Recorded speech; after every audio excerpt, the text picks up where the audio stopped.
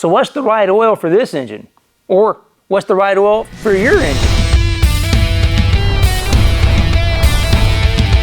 Hi, I'm Lake, the motor oil geek, and that's a question I get every single day. Now, as a certified lubrication specialist, I can answer that question quite easily if I have the details about the application. Now, with all the questions we get about what's the right oil for my engine, I can't answer all those. One, there's just too many. But number two, I don't always know all the details about the application. And that's the key. We have to know the details about the application in order to choose the correct oil for the application. It's not about brands. It's about the chemistry. And each unique application is going to have its own unique chemical needs. And this race car back here, it's a perfect example of that. And we're going to go through the 3 oils in this race car and show you how I went about choosing the right oil for this application, because the stakes here are really high.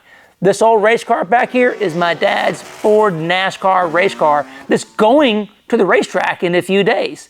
It's a 750 horsepower engine and Dad is 76 years old. We can't have any dramas related to the oil. So let's go ahead and get started. I said we have 3. We have the engine, the transmission, and the rear gear.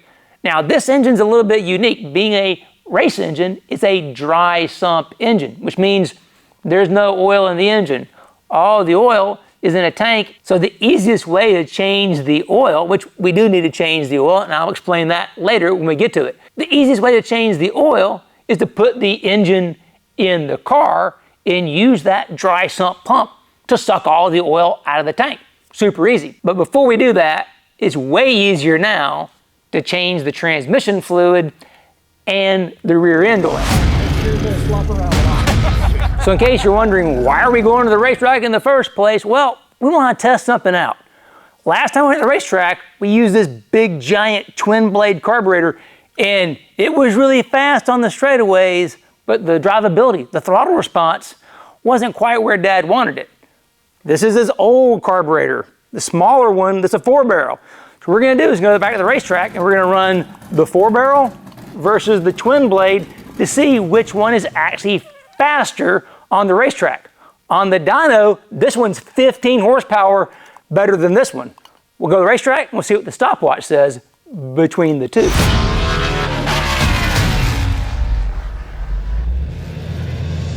Because it's easier to put transmission fluid in the transmission before we put it in the car, we're going to go ahead and start with the transmission fluid. Plus, this manual transmission provides a great example of how application always dictates chemistry. You're going to get tired of me saying that, but I want you to get it in your skull. This is what makes the difference. It's not the brands, it's the application that really matters. And where things go right is when you match up the chemistry for the application. Like I said, this is a manual transmission. It's a non-synchronized, so it's a straight cut gear. We call this a dog box. So there's no synchronizers in here.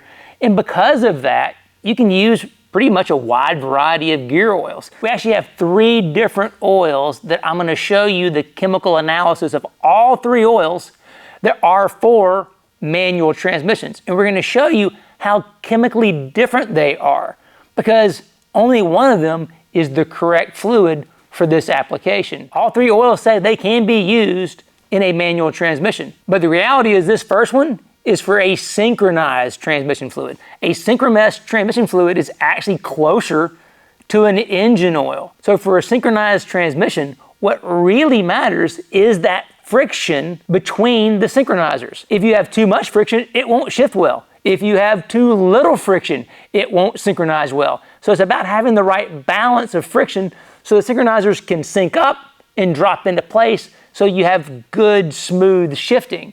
So the chemistry for a synchronized transmission fluid is very different than what you would have for a hypoid rear gear. This is a GL5 MT1 rated 7590 gear oil. Not only can we use this in the rear end, we could also use this in this style of transmission. Because of those straight cut gears, being the synthetic, it'll allow it to shift properly. Even though there aren't synchronizers in this transmission, it'll still allow that smooth shifting so that Dad doesn't have to clutch it as much, right? These kind of racing transmissions will allow you to shift gears without having to use the clutch. But it will only do that if it has the correct level of friction. The synthetic will allow you to do that. When we went out the first time with this car, we used an 80/90 mineral-based oil. And we did that because these old gears, they're not rim polished. So to be safe, we said, let's go a little bit thicker. That way we don't have any issues, burning up the transmission. But when we got to the racetrack, we realized the shifting performance wasn't there. Dad had to use the clutch. That slows him down. That's another variable that we don't want in terms of being able to do a proper test at the racetrack. So we changed the fluid to a synthetic that allowed that proper coefficient of friction for the good, smooth shifting. Everything was fine. So that's one of the key differences. You want to make sure you get the correct fluid for the application. And sometimes this is what it is. It's trial and error. You try one product and you start conservatively and you see what the application tells you. You listen to what it's saying. If it's not working right, you respond and make a change based on that feedback that the application's giving you, which is what we did.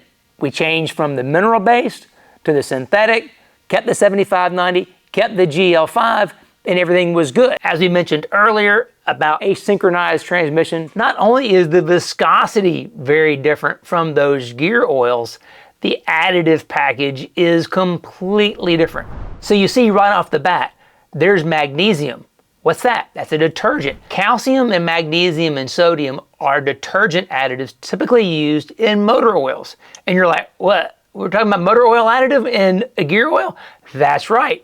In a synchromesh transmission fluid, that additive package is way closer to an engine oil compared to the gear oil package. Here's why. You need that correct level of friction for those synchronizers.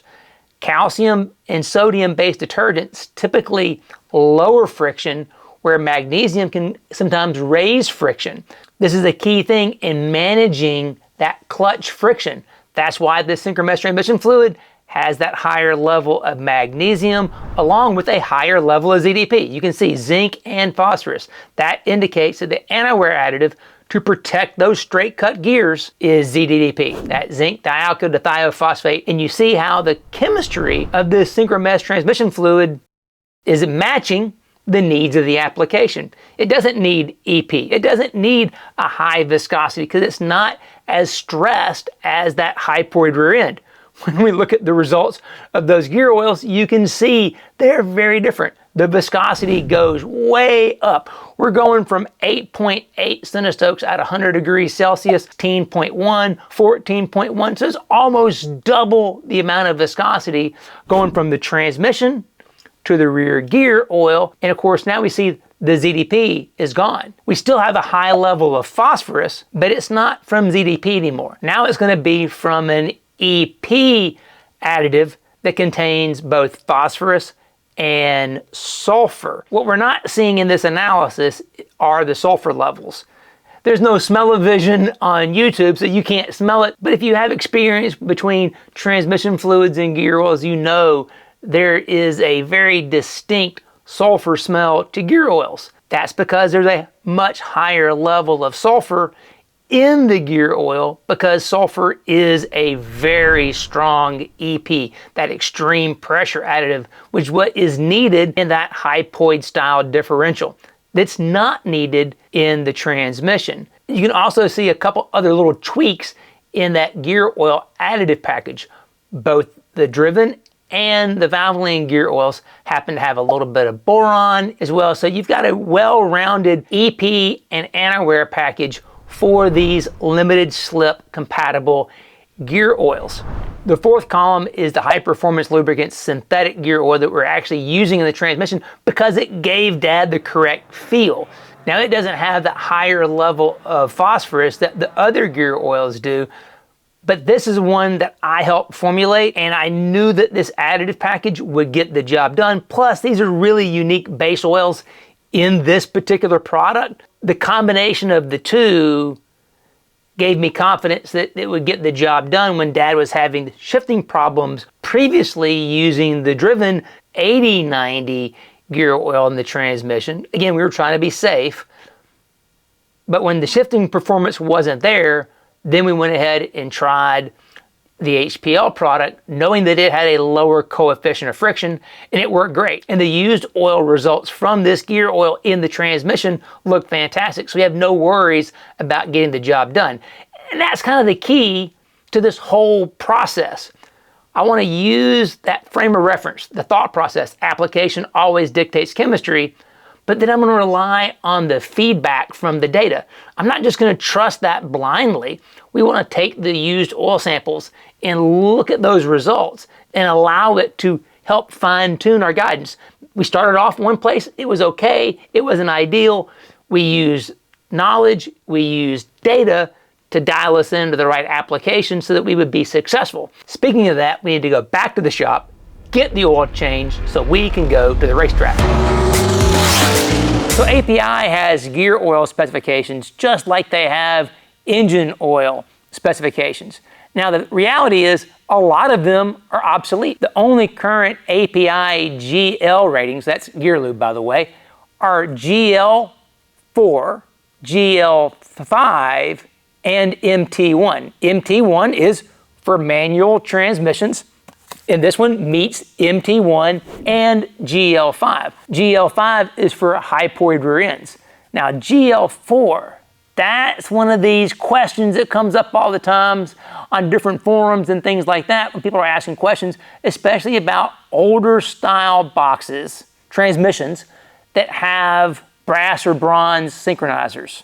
And this is where you don't want to use a product that's just GL5 rated, because sometimes a GL5 oil will have too much sulfur, too much extreme pressure additive, and can pick on those brass or bronze synchronizers.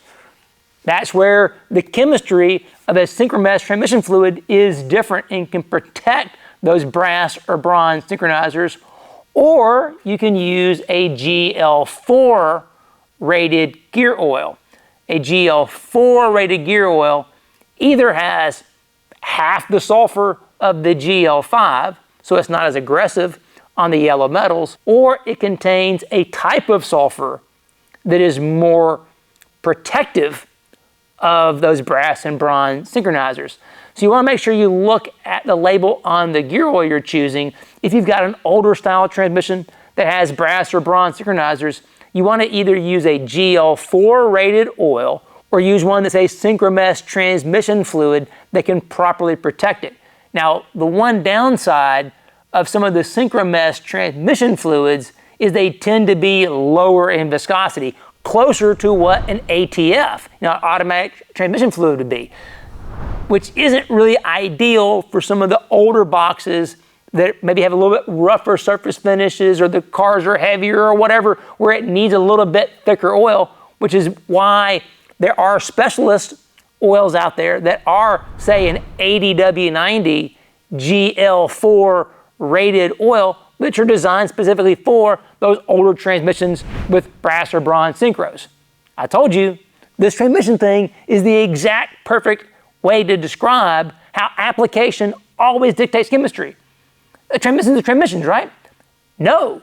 We have automatic transmissions. We have dual clutch transmissions. We have CVT transmissions. We've got these old school dog boxes. We've got some with brass and bronze synchros. We have some with carbon fiber synchronizers. There's so much diversity when it comes to transmissions, which is why there are so many different fluids for transmissions. So before you think this is too confusing and you want to turn the video off, there's actually a free resource. This is my old school Petro-Canada lubricants guide, 2007. It's pretty old. In the modern days, we actually have an online version. So I'll leave a link in the description box below for the free online version of this guide. It is super helpful. It will show you all the different API ratings. It will walk you through and show you how to find the right oil. Now, of course, these are the Petro-Canada ones, but it's easy to find an oil that meets that same spec for your application, because this resource guide gives you all the tools you need to be able to choose the right oil for your application. Gear oil viscosity grades do not stack on top of engine oil grades. So our synchronized transmission fluid at 8.8 centistokes is actually an 80 grade gear oil. 8.8 centistokes would be a 20 grade for an engine oil. So now I need to put some transmission fluid in this transmission before we put it in the car, because it's gonna be a lot easier to do that now before we put it inside there. Also want to go in and just top up the gear oil level. This car doesn't have enough miles on it to actually change out the gear oil. That gear oil is still pretty new. Even though we went to the racetrack, last fall, it's been a year, that gear oil's not gone bad. But just by draining out a quart of oil and adding in a fresh quart of oil, we'll basically sweeten the system. We're bringing in fresh additives, we're getting some of the old oil out. That little bit of freshening is all we need, because if this isn't something that needs to be completely changed. So I need to go ahead and shut up and get to work.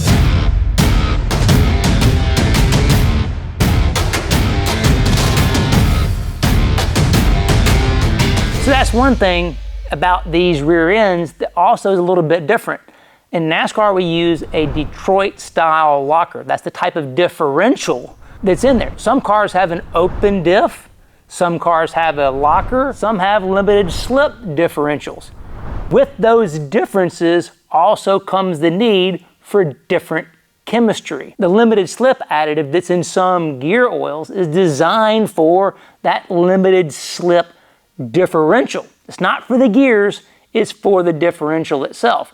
That's not needed with a Detroit style locker, but it is required for a limited slip differential. And there's some other pretty unique, like traction sensing type differentials that really do need that enhanced wear protection and friction reduction from the limited slip additive. So that's actually the only additive that I ever recommend using. Is you can put more limited slip additive into a differential oil to adjust the performance of that differential. So there it is. I contradicted myself. I've always said never put an additive in anything. I really meant motor oils. The exception is you can put limited slip additive in gear oil. You can add more limited slip additive to the gear oil to adjust the performance, because the treat rate for limited slip additive is really wide, as little as like 2% all the way up to 15%. So not every gear oil is going to have the ideal amount. So you can top treat a gear oil with limited slip additive to fine tune that differential performance. And as anyone that's ever put rear end oil or transmission fluid in a vehicle, one of these pumps is super handy. It's so much better than trying to squeeze one of those bottles. I guess they have those new bags you can squeeze. I've never used one of those, but it seems like a brilliant idea. Like, why didn't someone think of that before? So if you don't have the bag, a pump is the way to go. I figure it goes without saying, this is a 750 horsepower race engine. We're gonna use a race oil, not a passenger car oil, or a diesel oil for that matter.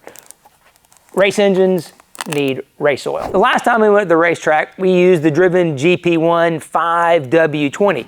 It actually did a great job in terms of wear protection. We pulled the engine apart and looked at the bearings, everything was great, but we saw some low oil pressure. In fact, it was making the low oil pressure light come on. We don't want that. So we made a couple of changes to the oiling system in the engine to help fix that, but we also dynoed it with 10W30 to increase that viscosity, to increase that oil pressure so that we don't fake ourselves out with that oil pressure light. We also ran this same synthetic 10W30 VR1 oil in a recent video, conventional versus synthetic. We'll leave a link for that in the description box below. It ran really good in that test, so I have total confidence using this 10W30 in that engine back there. So why 10W30? Essentially, we want to raise the viscosity on both ends. We want a higher base oil viscosity, going from a 5W to a 10W. But then we're going to go from that 20 grade to a 30 grade. So we're just boosting the viscosity the whole way in order to make sure that we have a little bit better oil pressure this time. Again, that's the key. You want to listen to what the application is telling you. Now, back to your street car applications or trucks or anything that's stock, you can just go by what the OEM tells you. But if you have used oil analysis data that says, hey, I'm getting bearing wear or this or that, you can go to a higher viscosity oil. It's going to be fine. Listen to what the engine or the gear or the transmission tells you. And if you're seeing a little bit of wear, increase viscosity. Just one grade. Just go up one grade, you can do it. So now we know what we're going to do viscosity for this engine. I need to go ahead and put the oil in the engine, get the car finished up, and let's go to the racetrack and see what she does. Good morning from Virginia International Raceway. So the very first thing we have to do here at the racetrack is actually 100% oil related.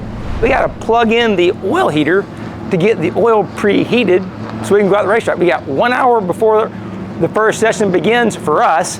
So I got to go ahead, get this thing plugged in, and I'll show you how we do it. So you can see right here, this is the oil tank box.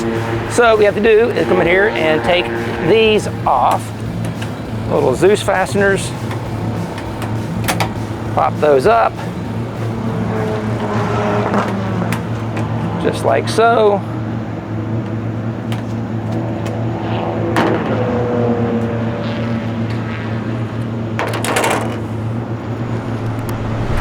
So that is our dry sump oil tank. It has a heater pad wrapped around the tank. Fortunately, it's actually wired right out here. So we're just going to plug it in.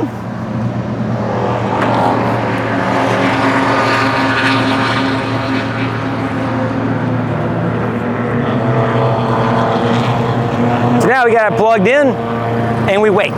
We got to get the oil up to temperature. We want to get it about at least 180 degrees Fahrenheit in the tank before we prime the engine and go out on the racetrack. That's one of the things about these kind of engines. It's a dry sump engine, it's a little bit tighter clearance. So before you ever go on the racetrack, two things have to happen. You need to have the oil warmed up, working on that now, and then we're gonna prime it. We'll show you that later. Then we'll send it out to the racetrack, and then we'll see which carburetor is actually faster on the racetrack. The one with more power or the one with more drivability. Okay, oil is up to temperature. Time to prime.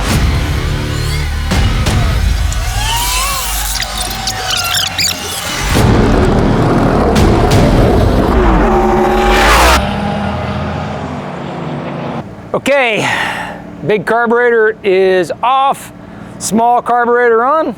Let's go make some laps and see what the stopwatch says.